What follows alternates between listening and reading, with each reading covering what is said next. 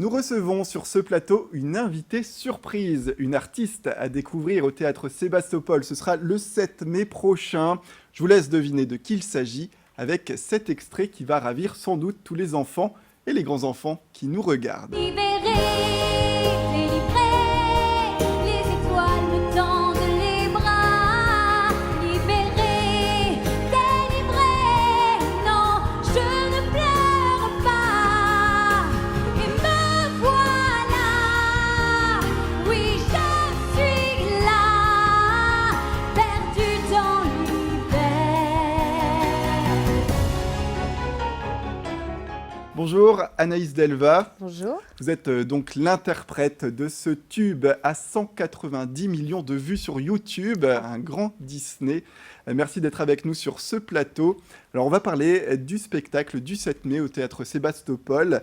Vous serez la Reine des Neiges sur scène, mais aussi plusieurs autres princesses Disney à la fois. Comment s'est organisé le spectacle? Comment avez-vous choisi les chansons? Parlez-nous un petit peu de ce qu'on va voir. On n'est pas du tout dans un spectacle, comme on peut l'attendre avec Disney, faut bien le préciser, parce que je ne suis pas justement la Reine des Neiges, où voilà, je réinterprète les titres en concert avec mes musiciens. Donc c'est un peu différent.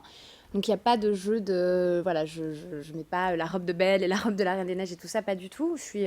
On est juste dans un voyage en fait. Moi je le vois vraiment comme ça. Un voyage à travers... toutes ces princesses, toutes les époques, donc une belle chronologie qui n'est pas nécessairement dans le bon ordre. On retraverse juste toutes ces histoires, et puis de manière différente, parce que je suis avec 4 musiciens en live et qu'on a du coup revu un petit peu les arrangements, parce qu'il y a des choses que moi je peux pas chanter comme elles étaient chantées à l'origine. Par exemple, Un jour mon prince viendra, qui était très lyrique et qui était c'est pas du tout ma manière de chanter, ça fonctionne pas, donc on a vu ça différemment.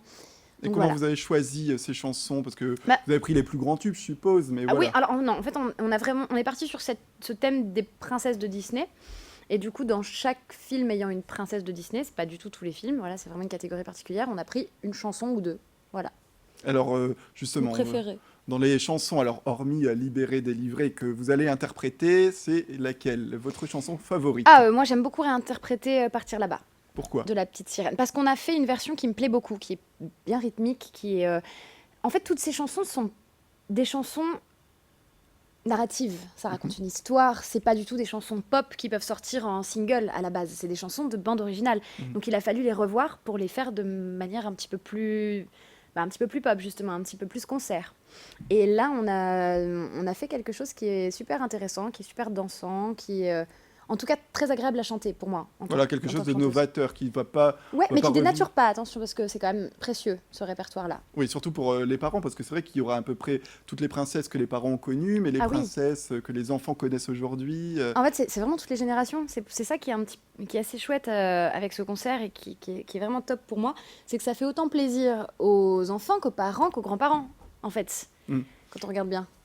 Et alors, vous êtes devenu célèbre grâce à la Reine des Neiges, tout le monde le sait. Et comment vivez-vous ce succès aujourd'hui? Est-ce que ça vous poursuit encore? Ça me poursuivra toute ma vie. C'est un énorme succès. Ouais, non, mais c'est vrai, à un moment, on se rend compte, en fait. Quand ça faisait 1 an, 2 ans, je me disais, bon, ça va peut-être passer un moment. Et je pense sincèrement que ça peut pas passer, puisque ça a été, vous me dites 199 millions. 190 millions, alors Millions, j'ai voilà. regardé ce matin. Hein. Moi, je regarde pas du tout et je suis pas, donc j'ai du mal à me rendre compte de ça, mais je me dis que non, c'est quelque chose qui va rester. Je pense que dans des années, on la chantera encore et on me demandera encore de la chanter. Voilà, pour le coup. Mais non, c'est bien, c'est chouette parce que ça me donne plein d'autres opportunités. Et comme je travaillais déjà avant, que j'avais déjà un réseau autre, puisque je faisais de la comédie musicale, du théâtre avant, ça ne m'empêche pas de continuer à faire ce que je faisais déjà quand même.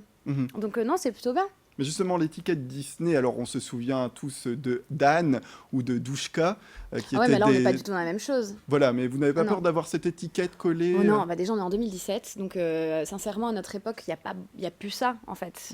Je sais pas, je pense que du coup moi ce qui m'arrive, ça ressemble plus je sais pas, à ce qui peut se passer aux États-Unis avec certaines pépettes qui font parce que je dis pépettes parce qu'elles sont jeunes, elles commencent beaucoup plus jeunes. Moi j'ai commencé, j'avais 27 ans avec Disney, hein, donc généralement, ils vont chercher des petites nanas comme Selena Gomez, tout ça, qui commencent à 17 ans. Et voilà. Moi, c'est encore différent. J'ai commencé à 27 ans avec eux. Mais je travaillais déjà depuis 6 ans. Ouais, c'est ce que vous disiez, comédie musicale. Ouais, c'est vraiment... Pour le coup, je suis un petit peu... Non, en fait, je suis vraiment un cas à part. Alors justement, pour revenir un petit peu en cette journée du droit des femmes, Oui. c'est en ce mois de mars, le personnage de la Reine des Neiges est assez indépendant. Il faut le dire que c'est une princesse très moderne par rapport aux princesses voilà, des débuts de Disney comme la Belle au bois dormant ou encore Blanche-Neige, des princesses qui subissaient leur destin, mais pas la Reine des Neiges. Alors justement, votre vision par rapport à cette journée de la femme et le rôle que vous aviez avec la Reine des Neiges. Moi, je pourrais en parler pendant des heures, on va pas avoir le temps. Non, non, mais moi, je suis très féministe en plus, donc ça me tient à cœur et je suis très contente du coup d'avoir donné, d'avoir prêté ma voix à un personnage qui n'a pas pour seul but de trouver le prince charmant et de se marier. Voilà. Donc ça, c'est chouette. Je trouve que c'est très bien pour la nouvelle génération d'aller un petit peu sur autre chose. Et justement, alors cette princesse que vous interprétiez, la Reine des Neiges, c'est vraiment, on peut dire, un symbole du féminisme aujourd'hui, un symbole... J'irai pas jusque-là, parce Ouais. que en fait, elle est pas, il n'y a pas de combat féministe dans La Reine des Neiges. Pour moi, il y a juste un vrai combat qui est celui de l'amour fraternel. En fait, elle, son histoire, c'est son amour pour sa sœur. Voilà, elle essaye de la protéger en fuyant. Enfin voilà, c'est juste que peut-être que ça peut paraître féministe parce qu'on n'est pas dans le cliché d'habitude de je cherche mon prince et je veux me marier. Mais au final, c'est pas non plus incroyable. Le jour où... pour le coup, Mérida, rebelle, Mhm. est plus féministe C'est vrai qu'elle a un côté très qu'Elsa. En fait, action, Elsa, ouais. elle en parle même pas dans le film. Elle parle, à pas un seul moment, elle parle de se marier ou de choses comme ça. Mhm. Mais c'est bien, c'est bien.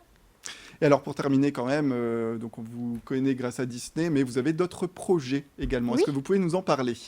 Oui, oui, bah voilà. Je suis plus au théâtre actuellement, mais là, j'aurai une pièce à la rentrée. Je peux pas pour le moment en parler plus que ça parce que c'est pas encore signé et que j'attends toujours que les choses soient effectives pour en parler. Mais je travaille sur mon album.